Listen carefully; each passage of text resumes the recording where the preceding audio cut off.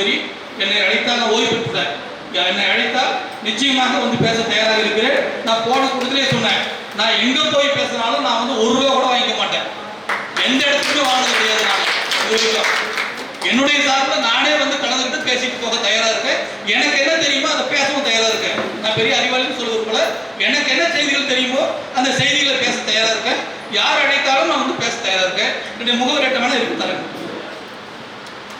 மேல வந்து அவர் டெய்லி வந்து டேட் கொடுக்குற மாதிரி இருக்கும். கண்டிப்பா வந்து அவர் சொல்லிட்டாரு, அவரே சொல்லிட்டாரு, இனிமேல் வந்து தமிழ்நாடு மட்டும் இல்ல உலகெங்கும் அவருக்கு வாய்ப்பு தொடர்ந்து கிடைச்சிட்டே இருக்கும் என்று நான் கூறி சந்தோஷப்படுறோம். அதாவது இப்போ பெரிய பெரிய நம்ம வந்து ஹைலைட்டான ஆளுங்கெல்லாம் கூப்பிட போகிறோம்.